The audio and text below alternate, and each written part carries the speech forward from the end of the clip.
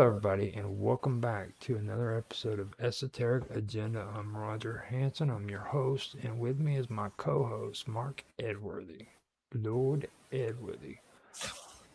On our panel, I'd like to welcome our panel members. We have my brother Robert Hanson, Bob Dub, Tanai Tran, and Auto X. Hello. Welcome to the show, guys. Hey, thanks for having us, Roger. Glad you're here.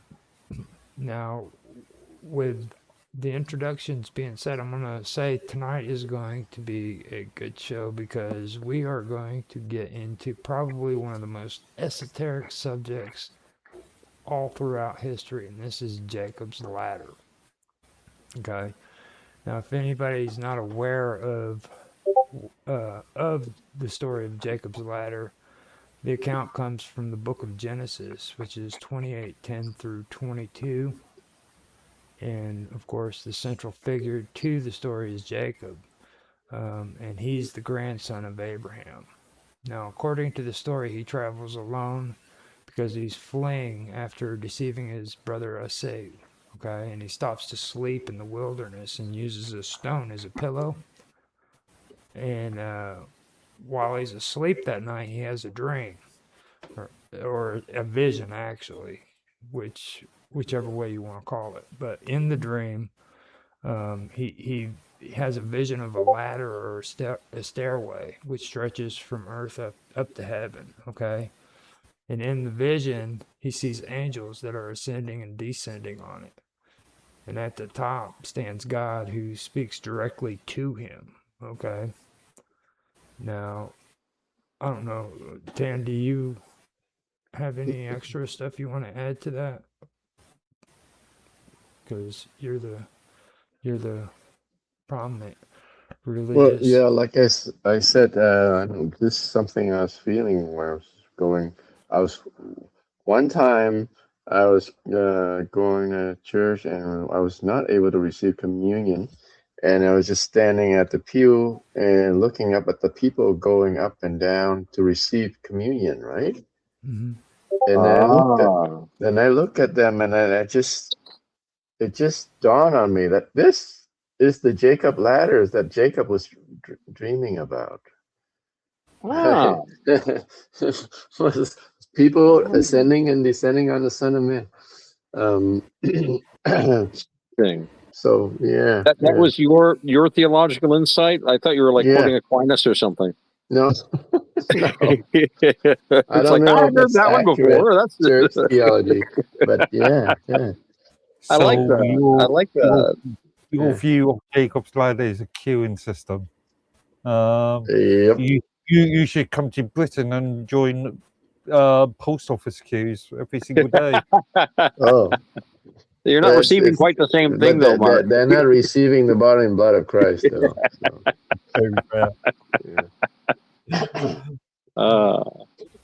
Interesting.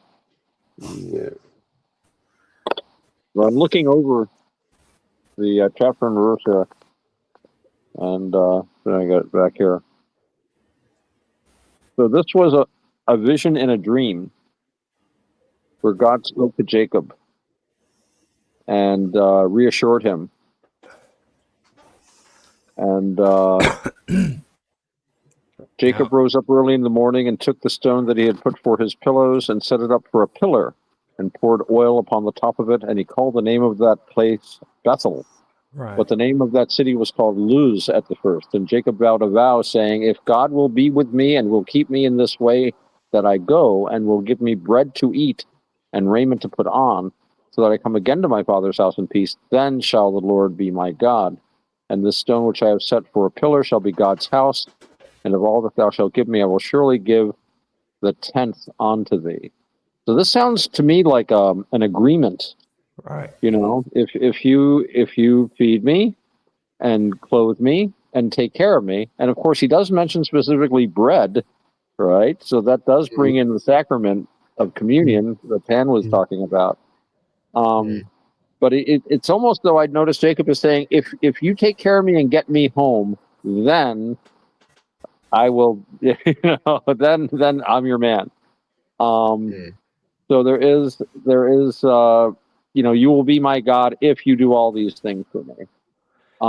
So it's almost like God is saying, I will do this for you. And he's saying, all right, if you do this for me, so it seems very transactional. That's the first thing that strikes. This is like someone making an agreement and setting up a kind of worship. So it's the worshiper and the deity are like setting the rules. And they notice he says right off, I will give you 1/10 of all that I get because all that I get is from you. So it's kind of a divine kickback, if you'd like, saying, this is my way of showing my appreciation. With the unspoken, hey, these offerings are nice and they're really big. You're getting a big 10% because I'm getting a big 90%. So the more that I get, the more you're going to get in sacrifices. That's not being said openly, but I think that's also kind of so to me, this seems like it's setting up, like, setting up the framework for the worship, the nuts and bolts of the ceremonial aspect of it, Mhm. Now, I, oh, go ahead, Bob. I think that it's important to remember that a lot of these stories were not necessarily meant to be taken literally. It was not necessarily a man who went to a place and had a dream. That could have happened, but that's not the point of the story. The point of the story was to talk about someone who was fleeing from righteousness, running away from being a good person, and how they wrestled in their mind with this idea of holiness. And the resolution that he came to was that God comes to us. God maintains an open, ladder or staircase. We are not cut off from some deity that's out there in a realm. This holiness that this tribe was trying to communicate with and live with in this very strange wandering journey that they had for so many years. This holiness was something that they experienced now, here with us. And so the dream, this little sort of poem, perhaps you could call it, of a dream, was a teaching mechanism to carry this message on to children through the ages. And then after the children had been taught with these initial concretized stories, there were other forums where adults got together to sort of thrash out the more abstract, the more meaningful everyday applications. Like, what does it mean when there is no separation between you and God? What does it mean when God comes down to you? What is your response as a human being to the idea that we are not alone as material beings? We actually coexist with a spiritual plane that is not removed from us. It's a dimension which is found within the three dimensions that we understand. So I think the short thing of what I'm saying is that it's a provocative piece of literature which talks about your own individual struggle with coming to terms with, is there something other, or is it just the material world? That's pretty good. Yeah. Now, just to let you know too, Otto, Bethel, actually, the name Bethel actually means house of God, you know. Ah, So that's an interesting fact right there that I found out. That was pretty interesting. yeah. And for me, you know, when like with what Bob Dub was going on there, I'd like to follow up on that too because I agree with her on a lot of that because it wasn't just didn't just mean like a wooden ladder. It was more like a cosmic staircase or a ramp. You know what I mean? And when I say that, I'm talking about a connection between realms. You know, Yeah. the ladder represents a bridge between heaven and earth. You know, and it also suggests a divine That's presence. basically Christ. Christ is the bridge between heaven and earth. Well, you So you're gotta saying that the ladder itself is Christ. and see that whole scene. What it comes down to is God is reaffirming promises that He already made to the Jews, which was concerning the land, descendants, and protection. Okay, and there were certain rituals and symbolisms that took place even among humans when it came to making a promise or making a pact with one another. At one time, they used to take offerings, the sacrifice, and they would disassemble body parts of the animals and put them on both sides, and each person who made an agreement with one another had to walk in between in order to make sure that the agreement was fulfilled, that their promise, you know what I mean? So it meant a lot more back then for people to make an agreement and to promise something, you know. So it goes a lot deeper into that whole area. Hmm. You know what I mean? They took things a lot more serious back then than what they do today. You know what I mean? Yeah. So that's something that also needs to be realized too. That's why I say don't ever. I hear people try to say relate the Bible to today's world and how it relates to you today, and that's just completely not true because like the Bible is written according to the way they lived 2,000, 3,000 years ago. You know what I mean? They literally meant what they said when it comes to these promises and stuff. Like today, we don't even live up halfway to the expectations they had back then. You know, if you said curse words, what they consider curse words in public, they would stone you to death. Right. You know, Gathering sticks on the Sabbath, right?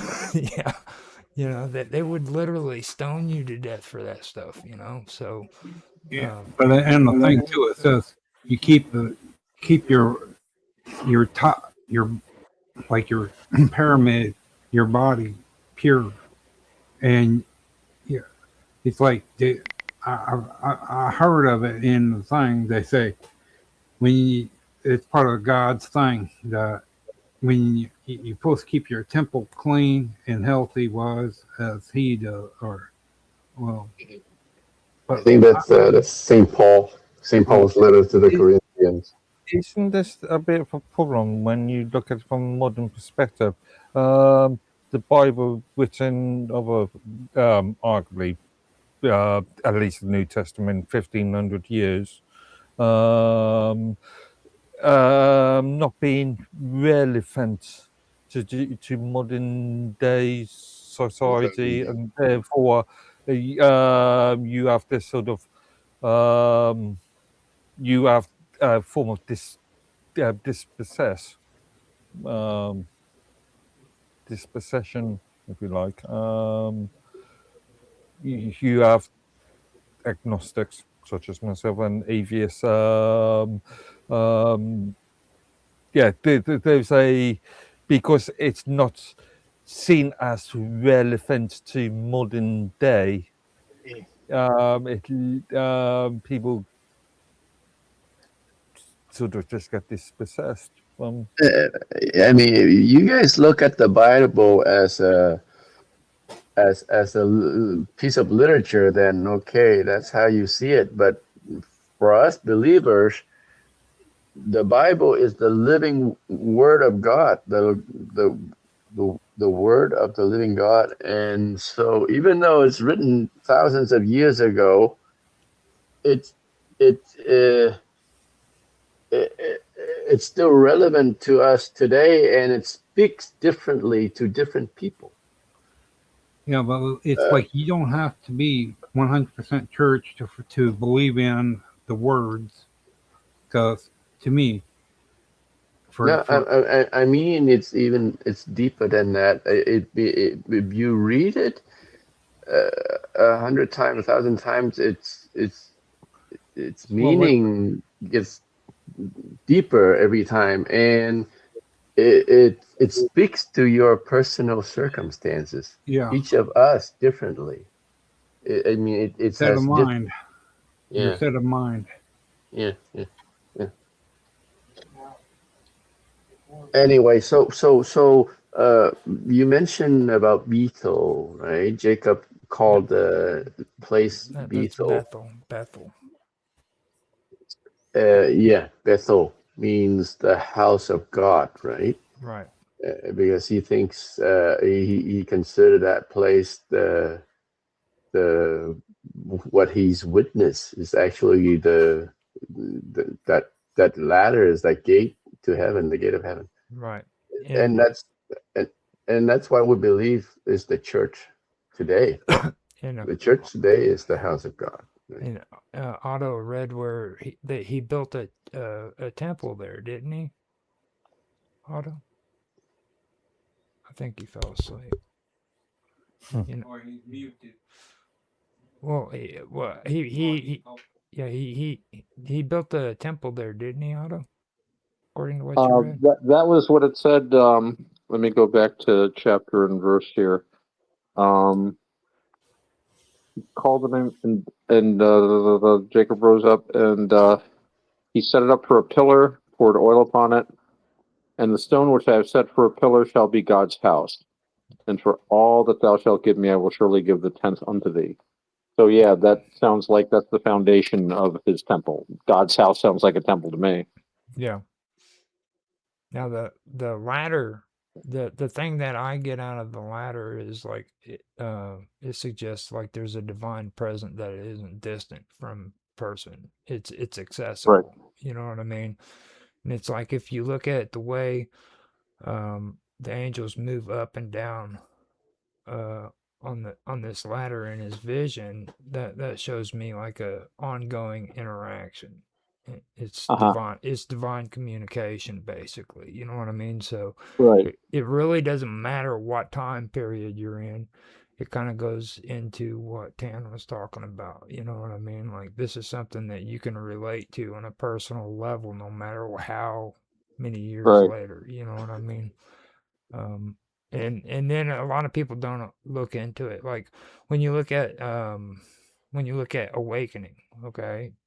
No, Jacob wasn't in a temple. He was just in a random place. You know what I mean? Right. So that right there tells you that freaking you know, anything sacred can appear anywhere. You know, and awareness doesn't matter. It's not about location. You know what I mean? It could be anywhere. So I don't see like a lot of people believing. A lot of people do believe that if you don't go to church, then you're sinning. There's nothing that says that whatsoever. There's nothing that says that you have to attend a church and be a church member in order to be in God's favor. You know. So I do agree with that. So I There's biblical authority, but then there's also the traditions of the church itself. I think, and again, Tan's be more knowledgeable about this, but as I understand it, the Bible alone isn't supposed to be the guide. So, I mean, that's obviously it's the basis of the church, but then you also have church councils, and you have to adapt to the conditions, like we were talking earlier about, like older traditions are preserved. I mean, like the Day of the Dead in Mexico is certainly not Orthodox theology, but it's perfect. The people involved are perfectly good Catholics, and it's I don't think it's anything harmful. So, but one thing that strikes me about the whole Jacob's Ladder story is that these stories, like Bob was saying, Um, they don't need to be taken literally necessarily. And I would say that a story this powerful has apparently so many levels that Tan can have this insight into it because there's the richness of the story. And like I said, I thought he was quoting some Catholic theologian or something. It's like, I'd never heard that. That's really interesting. But the fact is that it's such a powerful symbol that he can connect that way, can read these deep things into it. And I've talked before about like great literature, any great literature.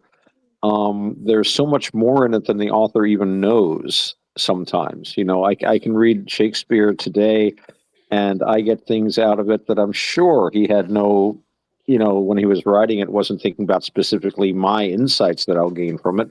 But because it is a great work of art, it echoes with all of life, and the wisdom of the writer is reflected in it even unconsciously, and our wisdom can connect with this knowledge. But it's at a non-verbal level, which is a funny thing to say about what is basically a verbal medium. Writing, which was originally read aloud.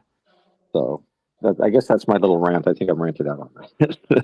You did good. Now, the thing that you also have to take into consideration is before this, and this is where it kind of twists in the story. Jacob, before this vision, was actually a deceiver and he was a fugitive. Okay, Esau.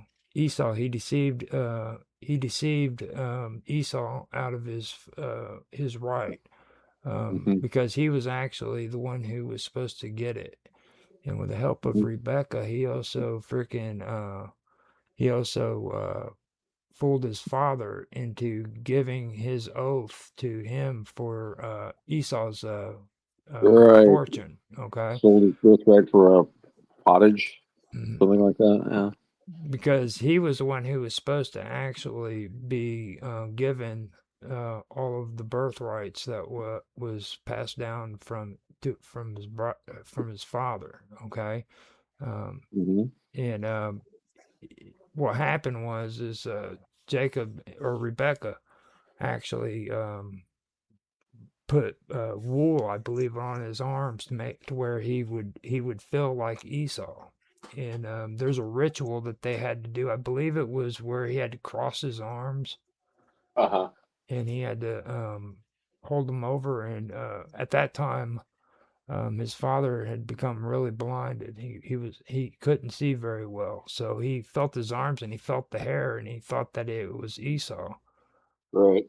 Okay, and whenever Isaac went to bless him, he blessed Jacob instead of Esau, and with that blessing, he ended up inheriting everything that Isaac had.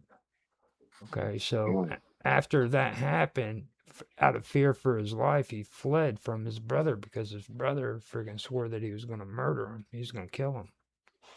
So, and that's when he decided that he was going to rest at the rock that he laid his head on, and that's when he had the vision of the stairway or the ladder of Jacob's ladder. Right. So it's a very powerful story. It really is. And earlier we were talking about sins of the father, you know, and this is another part of it that comes back to that sins of the father. Right. Not necessarily original sin, I don't think. It could be. Well, I think there's an aspect of this that we miss sometimes, and I've heard people say, I don't understand original sin just because, somebody did it. Why should their descendants be to blame? And but I think it relates to how people looked on things back then. You were, we think of ourselves as individuals, and individualism is a very, very important part of our Western outlook. But it's actually pretty recent, in a lot of ways. And we've taken individual. I mean, people have been individuals, always, but we've taken individualism to an incredibly extraordinary extent. We have something we call the nuclear family. Mom, dad, children. And we have this thing about at a certain age, you just go off and scatter. But originally, families stuck together and they would often live in a home. It was perfectly normal that you would live with your parents, and indeed, you would inherit their house and your children would live with you. You were seen in many ways as simply an extension of your family. You aren't just an atomized individual, but you are, in a really very real sense, your parents, and you are, in a very real sense, your children. So this relates to, I mean, you can see it in more primitive ways with the law of vendetta, feuding, as we call it here in the United States. We have the famous two families, the Hatfields and the McCoys. Some of you may have heard of. I know the Americans here have. And these were families that would have what they call a feud. He'd call it a vendetta in Europe. And basically, somebody kills someone. So, a Hatfield was killed. So, and the next time a McCoy sees, or a Hatfield sees a McCoy, they're going to shoot a McCoy. And the next time a McCoy sees, it doesn't matter who they are. It doesn't matter if they're like a 10-year-old kid or a 90-year-old guy. They're a Hatfield. They're a McCoy. It's kind of Their like way a of looking primitive. at it. Yeah, and it's kind of like a primitive, though. I mean, it's a purely biological thing. The individual doesn't matter. You're part of that family, and that sin that other family member committed that you might not, it might have been a distant cousin, doesn't matter. It's war to the knife with everyone of that name. Which the Hell's Angels are like that. Attack one angel, you attack every Hell's Angel, and the whole gang piles up on you. So it's a kind of a primitive survival thing for group selection, if you like, but it's also reflects this idea that you are your family. I mean, in a lot of Asian countries, the family name comes first. I used to study with a guy named, he was from Korea, Bong Hak Choi, but in Korean it was Choi Bong Hak. You were, the family was everything. You're simply an extension of that. And I think most humans, for most of human history, have looked at themselves as part. There's the metaphor of the vine. You're just part of the vine, and perhaps your vine will fruit, and you'll have children or shoot another offshoot, or maybe it'll be your brother's vine or your cousin's or whatever. But you're all part of this great organism that exists not just in space but in time. In space and time, as an individual, you've only got your uh, 3 score years and 10, or whatever you manage to get out of it. But looked at from a biological perspective and a time perspective, you are the result of every single one of your ancestors, well, managing to get married or at least meet someone of the opposite sex. But I mean, you are the result of all of your ancestors, and all of your descendants are the result of you and all of your ancestors. You kind of add yourself to that. So I think that might be the perspective when they talk about original sin. In a very real sense, you are still part of Adam. You are a son of Adam. And in the church's metaphor, we are all sons of Adam. So in a certain sense, we are all related. And of course, nobody fights like family, which explains a lot of our wars and things. If you want to continue that metaphor, but I don't know, that's something I think that it's a little underappreciated. They had a different sense of what the individual meant. So. But that Jacob, he was a pisser, wasn't he, man? I mean, he cheated his brother and everything, and he Yeah. becomes the hero. And to us today, that seems a little morally, shaky. Well, I think for me, like when it comes, if you're looking at it on the philosophical angle, Jacob's ladder actually suggests like the idea that reality has layers and the visible world isn't the whole story. You know what I mean? And Right. there's a constant interaction between what we see and what we don't see. Hmm. You know what I mean? It, so it's less of a physical ladder and more about a structured or a connection. You know what I mean? It's like you're talking about family and how we're supposed to treat family. You know, Right. and that would be structure and that would be a connection because you're supposed to have that family connection. That's something that's supposed to be strong within you. And in this story, you notice two twin brothers, and he did that to his own twin brother, and he deceived his father. You know what I mean?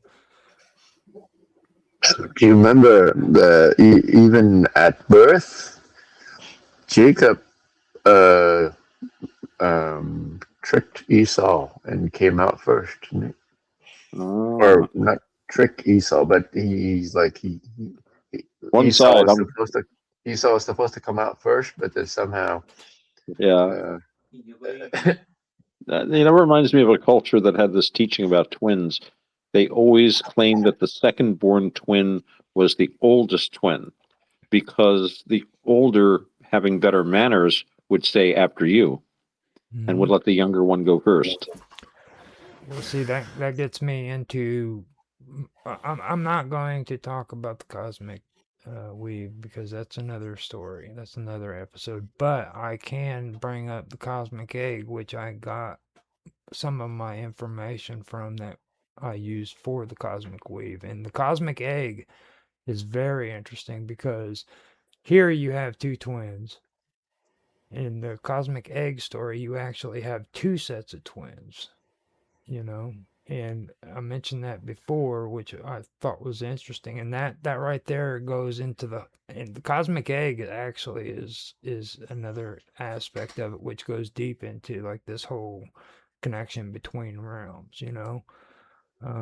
That's something that I noticed whenever I was doing this stuff. And I was also big on Al Kindi. I don't know if you guys have ever heard about him, but he's the one that way back in the ancient world, he did research on rays, and he came up with the invisible influences that that flow through light, and he was real big on light. Just let me put it to you that way. He was probably one of the oldest scientists in history. Well, that's what I was referring to. Is you can manipulate people in that way. If you look at a person, you can read them by the way they handle their body function and all that. You can understand a lot about a person, and you can do stuff like that. You don't have to get frustrated with them, but you can suggest to them about for certain things to be done, and then their conscience. How where if you feel bad for a person, you would use that for the person the way that you would want them to react to do something for you. You know, like Well, if I've actually gotten into that before, and like that's a tricky spot because I've talked to about this a few times. That's actually a part of eugenics, and it's like that they believe that like you can actually tell how a person is or the way they're going to be because of the way they look. And that goes back a long time ago. As a matter of fact, the guy who coined the name eugenics actually studied that kind of stuff. He believed that he could create the perfect picture that represented a criminal. Yeah, we've discussed this. Right. Me and yourself have discussed this. Physiognomy, man. Yeah. And that's kind of a touchy area. That's something that I really I don't know. And it's like when it comes to facial recognition today, when they're using facial recognition on the internet, I find that very dangerous. You know, because I'll tell you right now, that's just straight eugenics being used on the internet. I mean, it's very It can be used as a form of eugenics. Not saying that it is going to be used as a form of eugenics, but it can be. Mhm. well, It's the same thing as the old pre-World War II Nazi sort of measuring yeah, skulls, Yeah, sort of, and all. See now the eyes are right. sort of thing. That's Yeah. exactly what that is. And the guy who started that was the guy who I'm referring to. He actually coined the word eugenics, and that was what he was into. And like you know how they used to rub each other's heads to determine what their future Well, was going to be or what kind of a that, person. that comes out of the entire Darwinist argument. hmm it's Yeah. crazy. And now they're wanting to implement like um, programs that look at a person's face when they're being interviewed at a jail to determine if they're lying or if they're saying something that would be considered criminal or But as you as U.S. citizens are concerned, are well aware of things like polygraph tests are not reliable. In most states now, I don't think polygraph tests are even used anymore. Nope. It's the same sort of concept, really, isn't it? Yeah, but now they're coming out with something different too. Like they're saying that, well, when they got all this new stuff where like if you lie, your eyes are supposed to respond to certain things.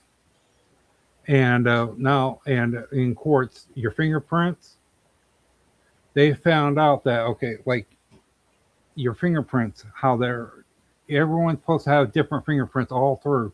But what they found out just recently is that your fingerprint, I might have same fingerprint as you got on your finger, but it might be on a different hand.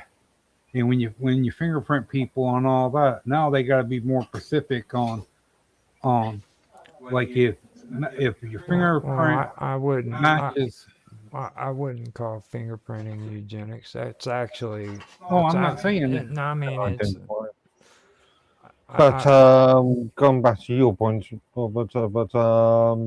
fingerprints being unique on hands, we all have mobile phones. How many of us use the fingerprint sensors on there to access the phone? Yeah, but what I'm I saying do. is, that's yeah, actually Yeah. I think that's actually pretty dangerous too, to be honest with you.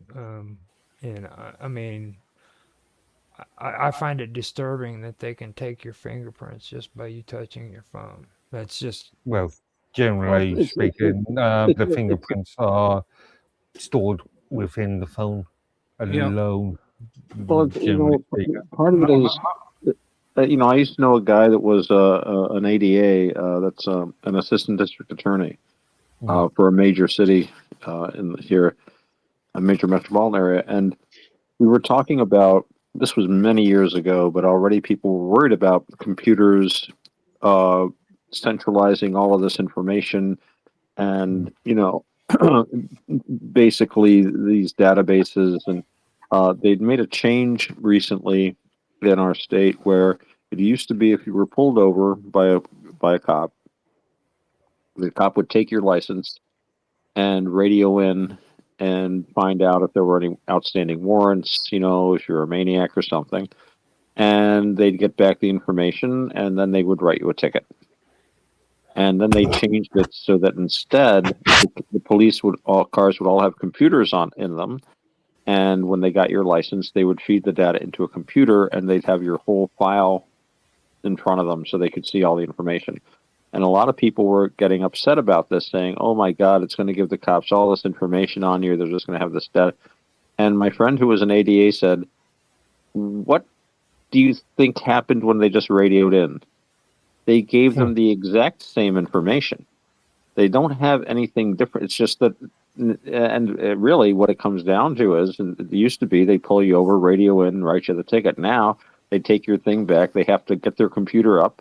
They have to connect. They have to type in all the information. It actually takes longer than when they used to. I mean, they used to radio in if I got pulled over, and they would write the ticket. Now they have to sit at the keyboard, fill out all the form on the ticket, scan the car, scan your license. And but the point was that even though it was scary because all of a sudden they've got your fingerprint, they've got this. Well, they have it already. It's just that it's, to me the worry is accessibility. I don't care about the government so much, but there are idiots out there that just want to grab your information just maliciously or to rip you off, or that's my big privacy concern. As far as the government, I mean, if they want to waste their time looking at me, be my guest. But I mean, the government, if they want to come get you, they're going to get you. But I worry about bad actors really more. Well, as you know, I am well extremely interested in the British concept of the identity, the digital identity scheme at this present moment, and it's this sort of form of centralization. Not only can every single government body be able to collate this data and access this data, but also all the Quangos, all the private sector NGOs, all other Right. private sector organizations. Yeah. Why should And they have access to that? That's yeah, insane. You know, And what I was referring to is your fingerprints. They came across a bunch of people. Okay, they have had a bunch of people had some fingerprints matches the other people. Okay, and now what they're doing is different. Okay, the same fingerprint that you have might have a same fingerprint as what I got on one finger. Now that what they're doing is okay, what fingers matches, and like if it's on my left hand and yours might be on the right hand, that the fingerprint that me and you have is on two different hands and on different fingers. So that's a thing that's how they can tell them different. The because they came across a bunch of cases of that. They were using fingerprints, and then to find out that not all fingerprints are all different. That they have cases where it was thrown out of court over it. They were but prosecuting people. Now, I hasn't I this would have always to. been hasn't this always been the case anyway? We were talking about old episodes of Dragnet earlier in a Yeah, previous show, and I remember episodes where you would have the so-called suspect actually having each finger taken or yeah, being having Yeah, prints on. yeah, right. but Now hold up. Before you get going on there, we've gone a little bit over on the whole tangent when it comes to eugenics and stuff. So let me get us back on topic, okay? Because this actually gets a little bit interesting. And I mentioned the whole thing about the cosmic egg, mhm. which I'd mentioned before, but keep in mind too the twins and what I'd said about that. But then let's take a look at the death of Osiris. Okay, and we look at like Jacob's ladder, and now let's take a look at the death of Osiris. Okay, now everybody knows Osiris was a king, and he was the god of life, order, and fertility, right? So his brother was Seth, who betrayed him. Okay, now he trapped him in a coffin, and then he threw him into the Nile. And later he disassembled his body and spread them all out across Egypt. Okay. Now this is one of the most earliest and the most influential death and resurrection myths before Jesus. All right. Um, the resurrection, but not a return basically. Now Osiris's wife, which it was Isis, gathers up his scattered pieces, and then through magic and ritual, she restores him temporarily to life. Um, but here's the key to all of it: Osiris, he doesn't return to the world of the living. Instead, Osiris becomes the ruler of the Duat, which is the Egyptian underworld. Okay, where he presides over the judgment of souls, and he becomes like an eternal or stable figure of death and rebirth, basically. Hmm. Okay.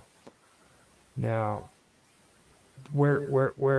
this is where it gets interesting because Nut, okay, Nut is another deity, and where Nut comes into play is with her role is Nut is Osiris's mother, and she's the sky basically. She's the sky god, and what she does is she swallows the sun each night, and she gives birth to it each morning. All right. Now, in all of the funerary texts and coffin art that you see when it comes to the Egyptian burials, okay, um, the deceased, which includes Osiris, is often shown inside of Nut's body. Okay, um, and what she does is she envelops and protects the dead. Basically, she represents birth through the cosmos. All right. Now, Osiris and all of the dead are being received into Nut as a part of like a cosmic cycle of rebirth. So you have to think of Nut as like a celestial womb or a protective vault of stars, or maybe like a passage between death and renewal. Okay, so this is like a real powerful mirror, basically. The sun god Ra travels through the underworld each night, and then he merges with Osiris in the Duat. Then after that, he's reborn again through Nut at dawn. You know what I mean? So basically, you have Osiris, which is stability when it comes to death. You have Nut, which is the cycle of rebirth, and then you have Ra, which is ongoing renewal. Hmm. Okay. Now this is actually how the similarities between Osiris and Jacob's ladder is actually supposed to play out. Uh-huh. You hear a lot of people talk about different things, but this is actually what it's supposed to be about when it comes to all of this. Okay. So basically, with the myth of Osiris, it's saying that death it's not an escape. Okay, it's a transition. Okay. So basically, it's not like I've heard in the past where a lot of people talk about Osiris fleeing up into Nut, where he fled, but that's not what it was. It was basically becoming a part of the cycle. Okay. So like Nut wasn't hiding Osiris. She was basically remaking him. You know what I mean? And I think that's really what I got out of that when it comes to that. And then like with Jacob's ladder and what that's talking about, because the angels are ascending and descending. They're not freaking just going up, or they're not just coming down. They're actually going up and down, back and forth. You see? That always seemed to me to be, excuse me, like divine power going down onto the earth and coming up again. Or, well, angels are literally messengers. So God is sending messages down, receiving messages from below, almost like a circulatory system. And again, it gets back to that, being connected. But I was just thinking about that. An angel is literally a messenger. So these are God's messengers going to and fro on the earth, and then going up and down to report back to God, which is interesting. And just a thought. Mm-hmm. Now, I don't know how Tan believes in that stuff, because he's more of a Catholic believer. And whenever I bring stuff up like this, I try to keep it simple, because he's already got trauma from Mr. Robot. Mr. Robot. Well, I find something. Real. I see something identical to this. Okay, it's the thing of Norway, when the Norwegians would fight would kill each other during the day and come back at night to feast and eat and talk. Oh, And yeah, then Valhalla. yeah, and Yeah, they go to Valhalla. Valhalla. They would go to the Orb, and that's parallel to that as well too. Yeah, And they those, say about the egg is there will be one male, one female, and 'cause I seen that on TV about that, and one would be mortal, one would be like that, like God. huh. I mean, has powers and abilities. One would be a regular, and yeah, Well, but Valhalla was only for those, though, that were chosen. You had to be chosen for Valhalla by the yeah, but Valkyries. Yeah, but that's when you would fight to the death Yeah. to go The, there. well, the thing with Valhalla was, excuse me, it was where Odin lived, and he was like the he was kind of like a they called him the all arranger. It's Allfather, and it's usually translated as All Father, but actually it's more likely the All Arranger. You know, he sets things up and does stuff like that. But he was the guy that was going to fight the Frost Giants at Ragnarok. They had their own Yeah. end times. And so he was fated to die. Apparently, the prophecy was that he would be destroyed, but he still was going to fight. And so he got together this army, and the army was the most valiant warriors who were slain in battle.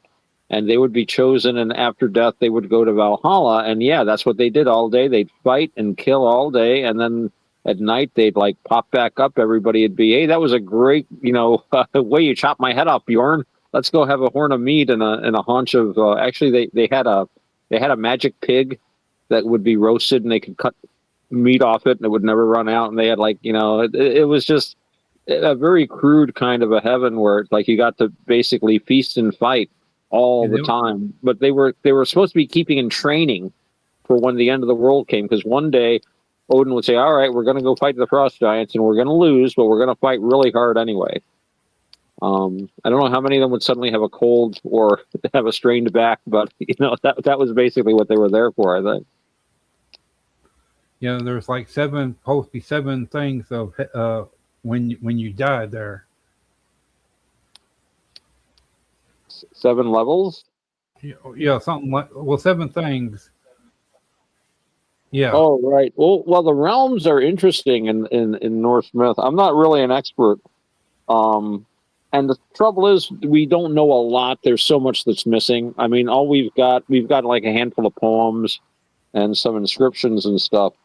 And the poems were mostly preserved, by people that were already Christian.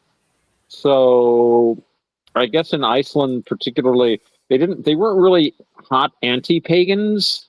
It wasn't like, oh my God, pagan literature, let's burn it. It was more like, oh, this is a really good poem, but we don't really, that to them the religious elements were basically irrelevant. They didn't look on them as like horrible devil. They just saw it as like, well, that's just those silly ideas they had, but they loved the poetry. So the poems were preserved, but very little of the ritual or theology were preserved because it wasn't of interest. They were like looking at the poetry. They really weren't looking for theological texts. They had that of their own already. So.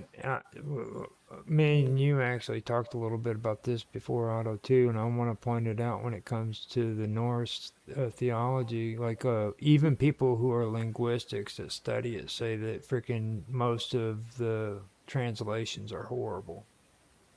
Yeah, there's some new stuff coming out now, but some of the stuff that they translated back especially in the 19th, early 20th century, they would add whole words or just what do you call? They would paraphrase things to make it clearer to the modern reader.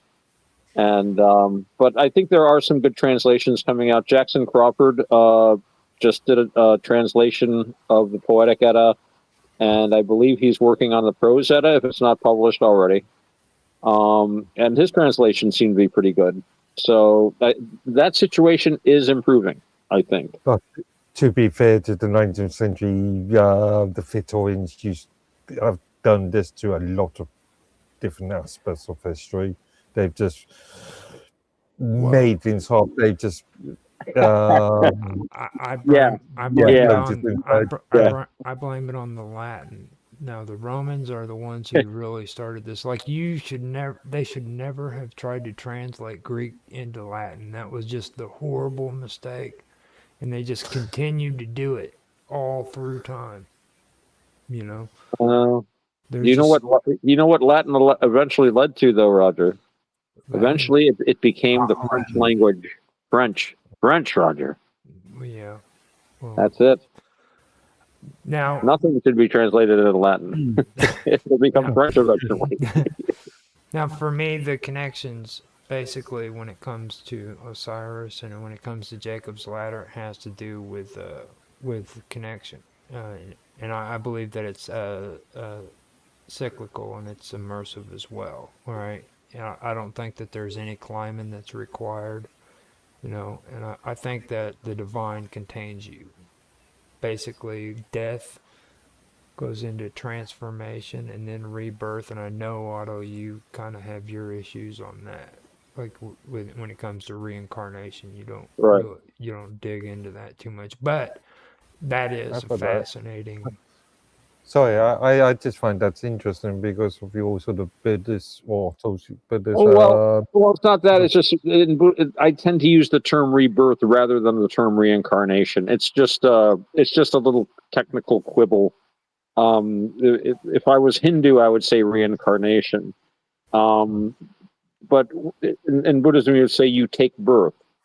It has to do with, I think, the anatta doctrine, which is basically there is no self to reincarnate, but instead a new birth happens, which is a continuation of the pattern of your karma. It's a very fine distinction, and probably for most people's own experience, completely unimportant. But that's theology for you. Yeah, and like whenever I try to talk about this, I try to, not get caught up in a lot of the crazy stuff because there is a lot of craziness when it comes to this topic. Just I don't know if you guys have ever tapped into that or listened to it, but it kind of gets out of hand when it comes to Jacob's ladder. There are a lot of things that are there's a lot of differences. You know what I'm saying? Um, like for one thing with Jacob's ladder, that's more of a up and down kind of relationship when it comes to movement. You know what I mean? Like whereas Yeah. with Osiris, it's more of a circular process where you go from death into rebirth, and you have to go across the sky down into the underworld and back around. So there's things like that are different. Um, it's like with Jacob's ladder, it's more of approaching, God rather than with Osiris, where you're taken into Nut, which is the divine, basically. So there are differences. There's a lot of Yeah. differences, but you gotta kind of keep a rational head whenever you're looking at this stuff, because you can get really swept away and start thinking real crazy shit. Like I know there's a lot of people out there that believe like manna, which is created through freaking like the ark, the lost ark, is was generated in the pyramids of Egypt, and and the Jews, of course, transported it out, and that's where they got their manna when they were in the desert, because there's this machine that creates manna, of course. It was left off by space aliens in ancient Atlantis. Hey, Had we been said we weren't. operating for. That's why the pyramid was actually a giant power See, plant, the Giza power plant. It generated you should terawatts. be ashamed of yourself. I swore I would not talk about UFOs in this sorry, episode. just the on Monday because well, it was my birthday and I was feeling ill, so I spent the entire day watching old 1950s and 60s films. That's And the perfect birthday, man. That is the perfect birthday. I can't think of yeah, anything. it was quite good. Actually. I was watching a 1950s film called War Gods, and it was a really poor thing about Atlantis Well, and yeah. how and War Atlantis. God? I don't think I saw that one, and I watch a lot of Yeah, those. it was Was it? all about Atlanteans creating a huge power source, Nice. some sort of death ray to take over the rest of the Gotta world. have a death ray, dude, or it's not. Well, if you're gonna talk about it, you need to be accurate, okay? Let's just leave that to the professionals, okay? Okay. Because like I know the story you're talking about, and then like Lemuria is supposed to be a part of that conversation, but we don't want to go into that until we start talking about the the tablets, the Emerald tablets. but that's a later time. Mm. So Tan, are you So, still there? And Bob W there? yes, I was going to say something. May I say something? Yes, Yeah. go. Please. It's I liked Tan bringing up that the Bible is the living Word of God, and I think that two things that I wanted to say was that the tradition that comes out of the Bible of paring things down to the truth and looking for the truth is the mindset that led to scientific discovery. It was the way people look at things, evaluate the evidence, and Mhm. find out the thing that they think is the closest to the truth. Is a very, very strong undercurrent in biblical writing if you Hmm. yeah, if you analyze it. And Hmm. so there's this pre-scientific mindset that exists within what is called scripture. And I think the very interesting thing about what Tan was saying about it being the living word of God is that it's contained within something material. It's contained within pages, but it's considered to be limited by those pages. So what we get is sort of a poor reflection of what actually is. And so to look at the stories in too much of a great depth is to miss the point, which is what sin originally was. Sin wasn't doing something wrong, sin was having the wrong attitude towards life. Like a sort of a casual attitude, things don't matter and I can do whatever I like and it'll all work out in the end. That was considered to be missing the mark. And Hmm. this very, very careful evaluation of the reality around you in terms of what the consequence was of you interacting with those things, that was considered to be the Word of God, which is considered to be somehow accessed by reading these words in this book. But the book itself isn't the Word of God. Mm. Just kind of abstract reasoning. And I think a lot of people, when you were talking about the weird stuff, Roger, I Hmm. think a lot of people go down these rabbit holes of looking at all these interesting things, but kind of miss what's real, which is who am I right now? What is my attitude to life? How am I engaging? What is the most beneficial thing that I could do? Yeah, sorry, it's Oh, you did great. That was actually good. Now Tan Yeah. probably fell asleep. He sorry, Tim. not with you, with us, because Yeah. Yeah. we were talking about ancient Egypt, and he actually probably had a reaction because, like I said, Mr. Robot tore him up. Like he couldn't. He would start having like